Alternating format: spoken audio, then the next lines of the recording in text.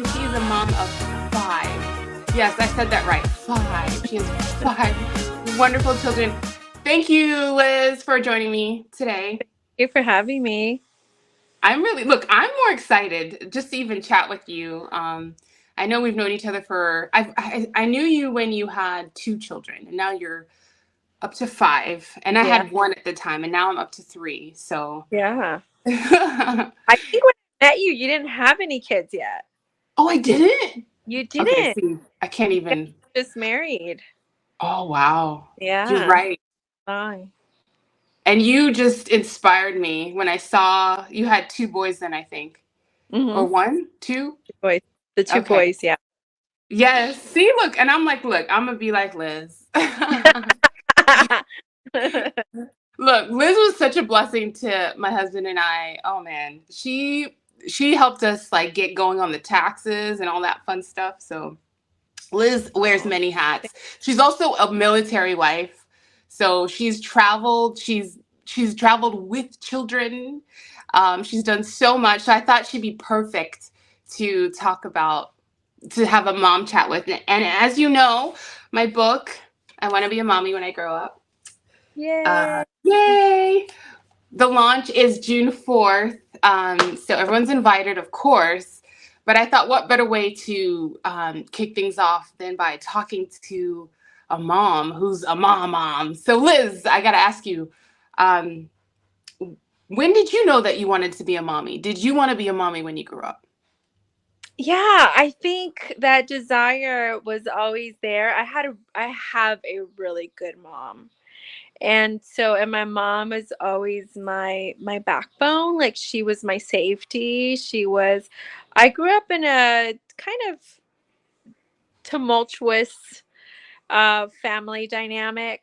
I didn't know it at the time when I was little. I kind of, when I was 8, I figured out that it was a little not, I wouldn't say safe, but it wasn't like your conventional, your family, that you would be like, oh.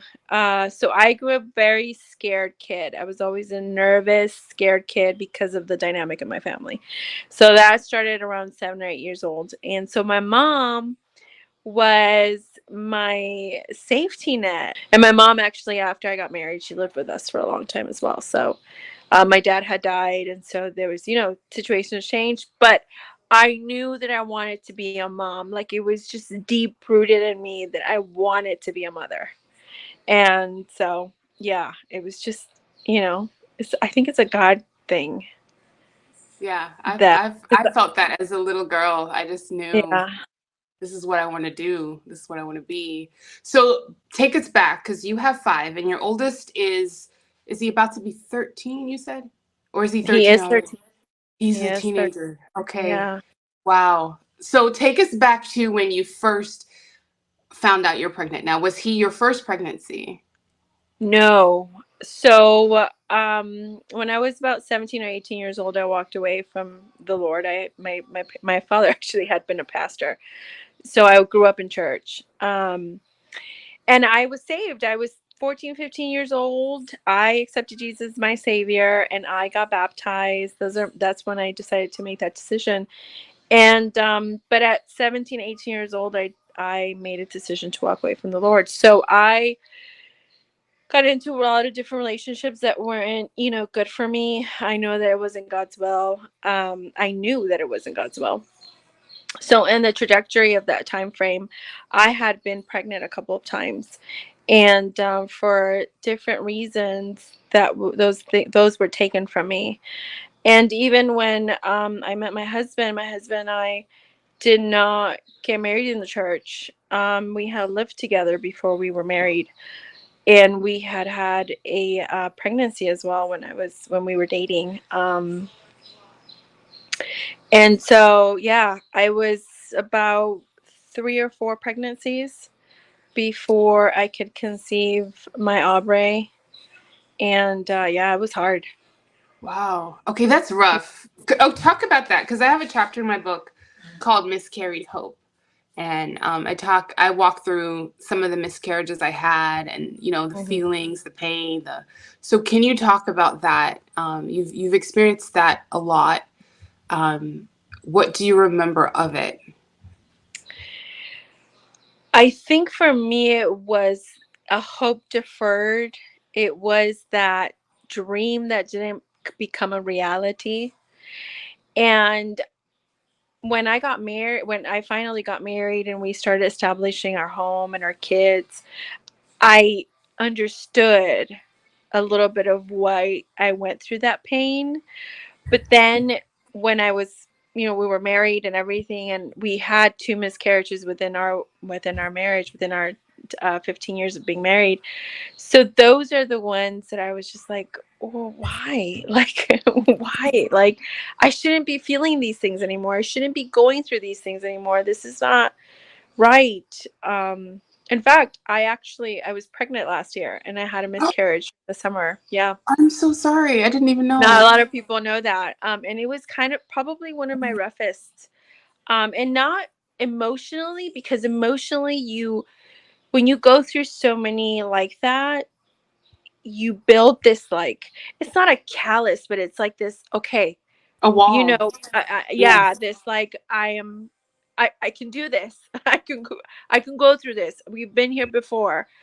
Um, but it was the physical part, because I'm not 20 anymore, I'm 40 now.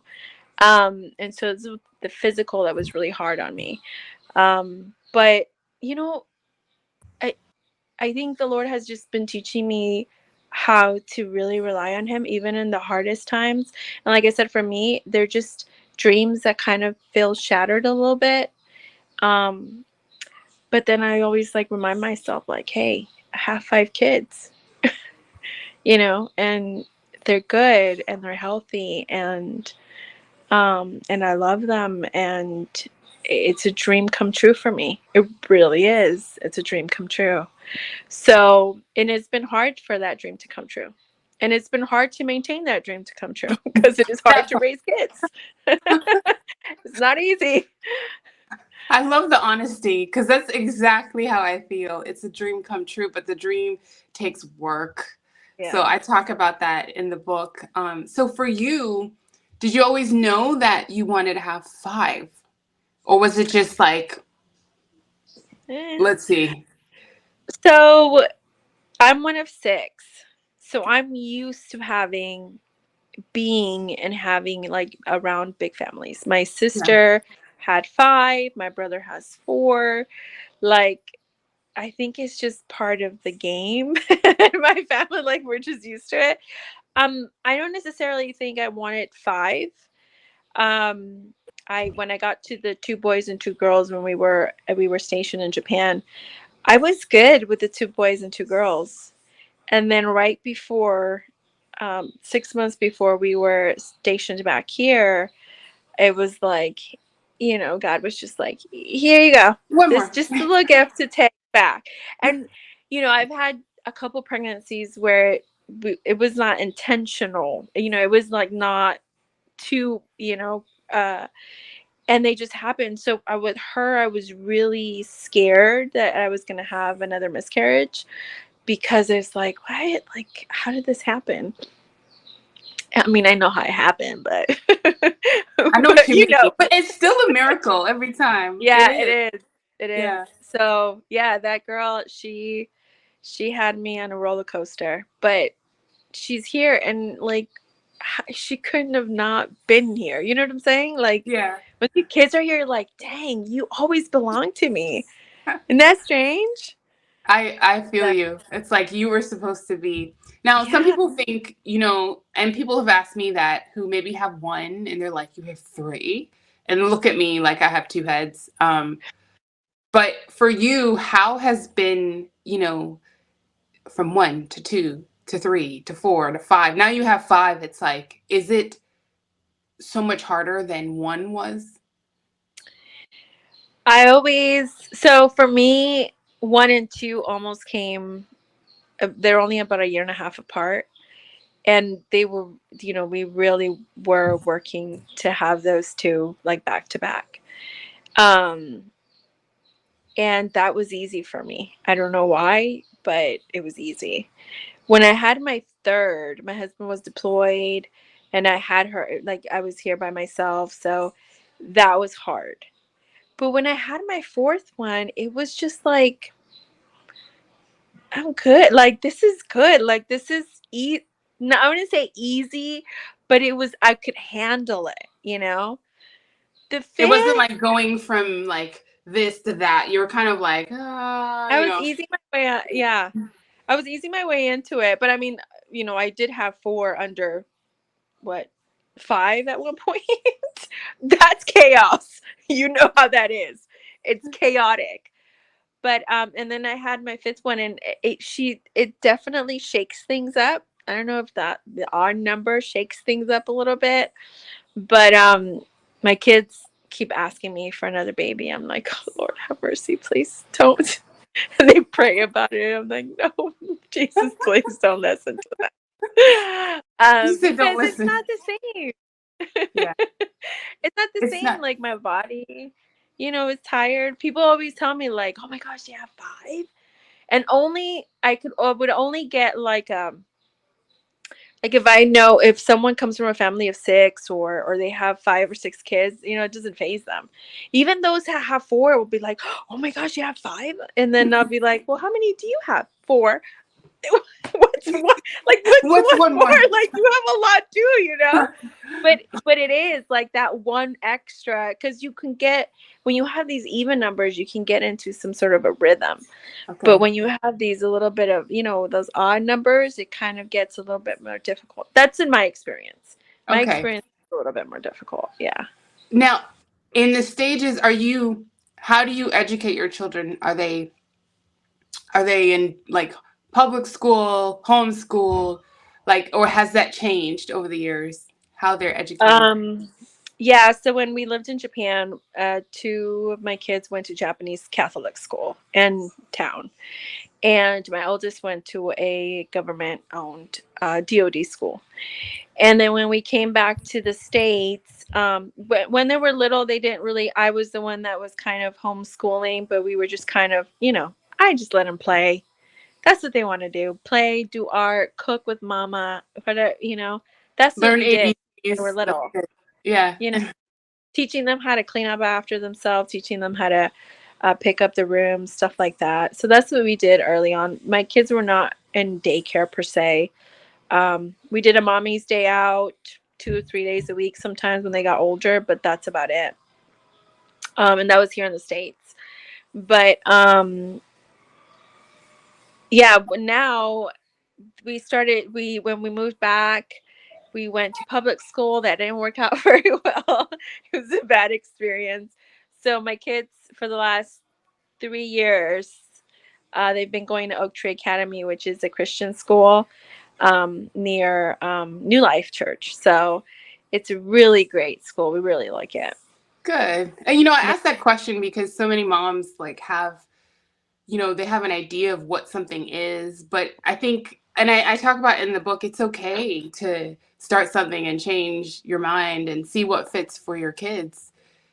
Your Yeah. circumstances change. And for you, I want to know how you moved, because at the point you had four kids hmm to a different continent. How was that transition as a mom?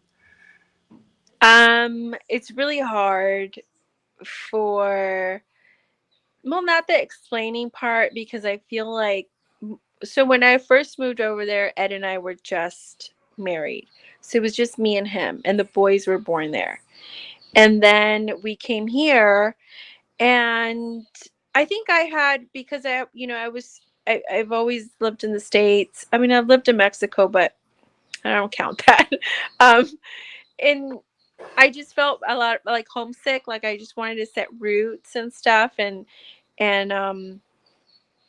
so yeah, to me that wasn't that difficult, but I did have to travel a lot with the kids, with the boys, especially when Ed was with my husband was overseas. I did have to travel back home to California, and that's hard. It's not easy traveling with kids, but they adjust really well. They adjust really, really well. And I think it's part of that military resiliency that, you can only see your relatives once a year or whatnot, or FaceTime, Facebook, all of those things that have helped us a lot.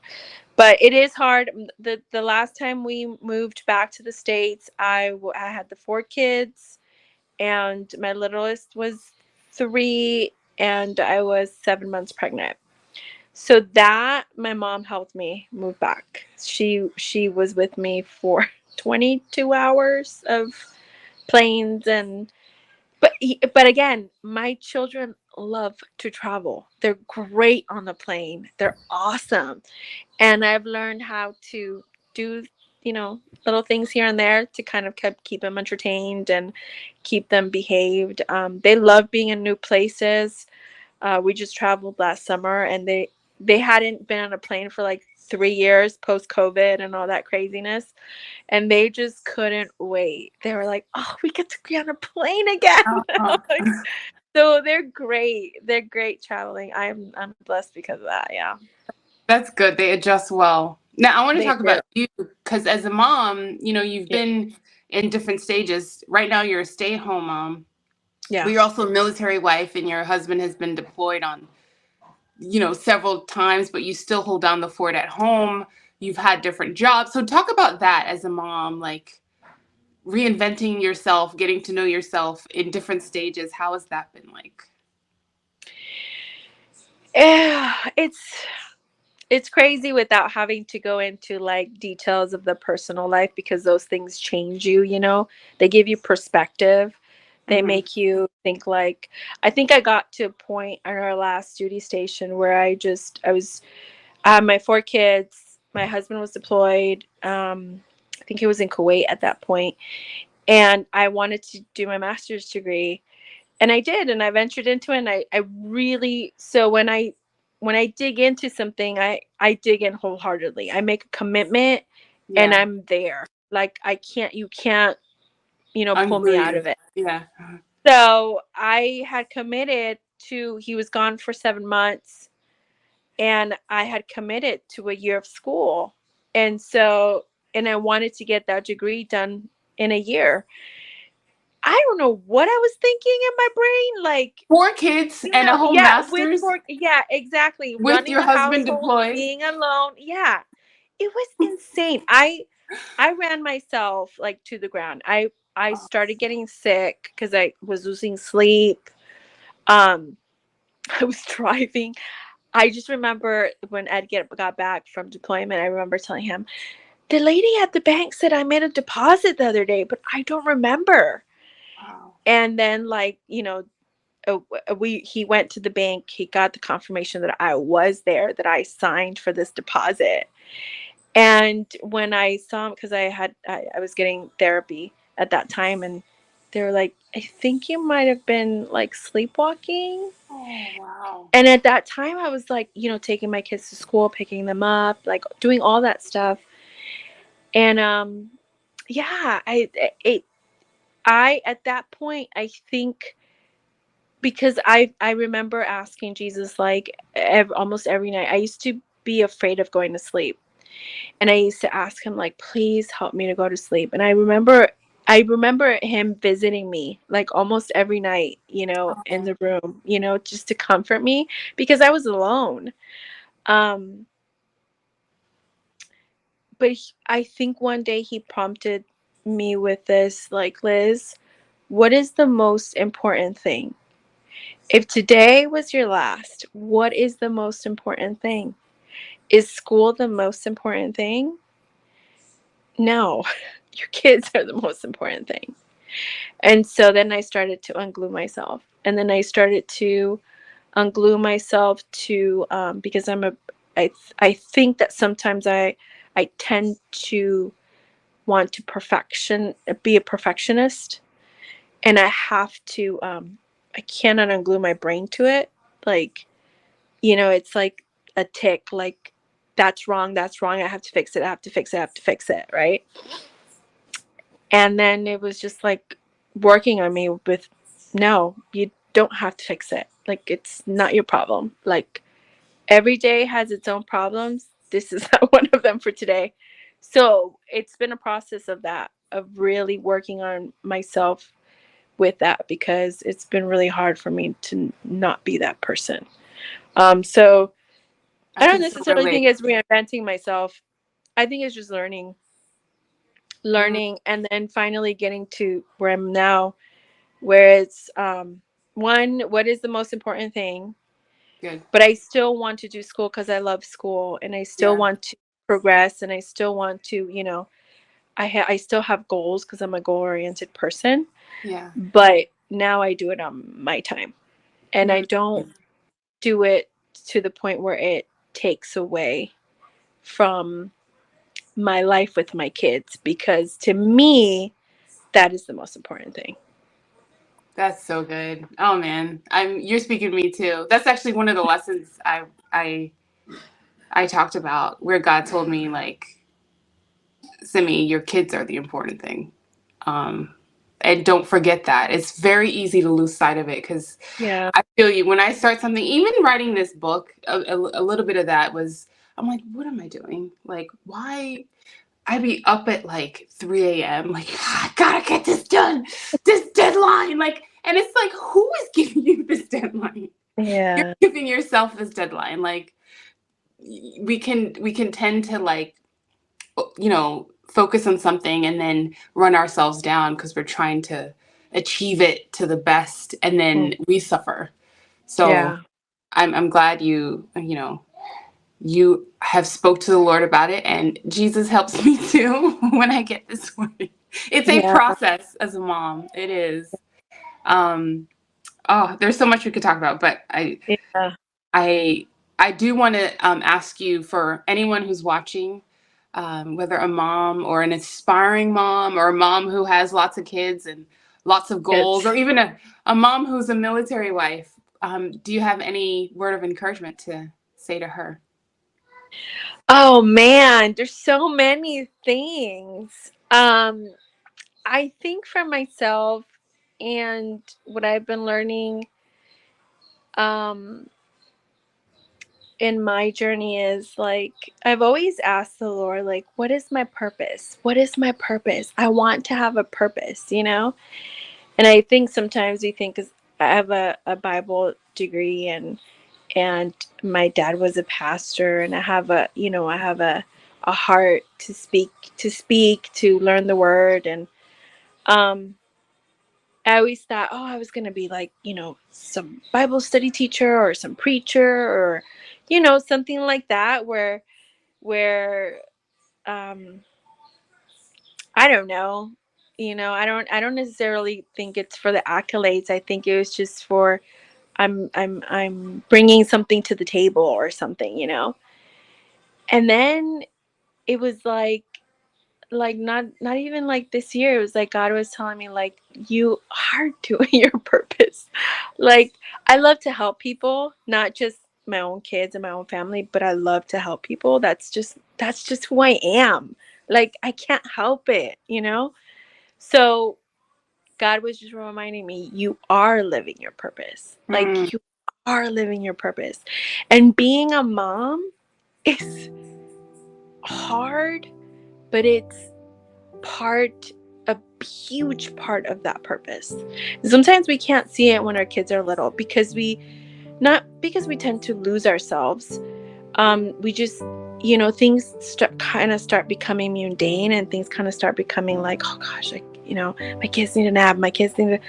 But if I can speak to anyone, is find Jesus in all of those moments, in the dishes, because I know I hate doing dishes, in the laundry, because I know I hate doing laundry, because like, I think if we find Jesus in all of those little moments, I think that the more our purpose becomes, like, concrete, or more, how do you say it, like, that you can savor it, that you can really mhm, feel like you're working towards something, and without working at it, just doing mm, the things that my mamas do, right? I think it's just because I remember seeing this thing. It said that in the Bible. You know, Moses had to go to the mountain to find God. But God meets us. God meets women. Jesus met Mary and Martha in their house. Like he comes to Oh, I us like that. where we're at, you know? Oh, I Like like he that. comes to us. And that is special. That's different. That's not for everyone. So I have to take that into I think that's the piece of advice that I would give to anyone is just find Jesus wherever you're at and whatever you're doing. Even if it feels like, oh, this is so repetitive. I think that he's there, you know? And also Titus to women, women that are going to speak life into you, women that are going to walk alongside of you and be like, because we can all have those friends that say, oh, I know, I know he acted this way. I know. Oh no, girl, I won't take it, stuff like that. There's so many, but for a woman to come and say, Liz, it's okay. It's going to be Mm-hmm. okay. Or Mm-hmm. I'll pray for you, or I'll pray with you, or, like it'll But get better. here's some just practical help. Let me take the kids Yes. for two Yeah. for 2 hours.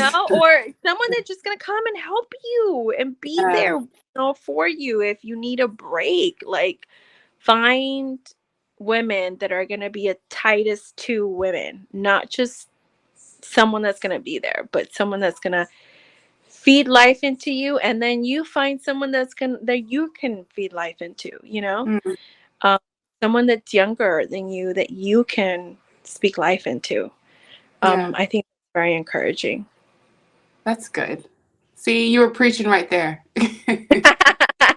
I'm learning. I've learned, learning, and I still have a lot to learn still. You're doing a beautiful job. You are an Thank you. amazing mom.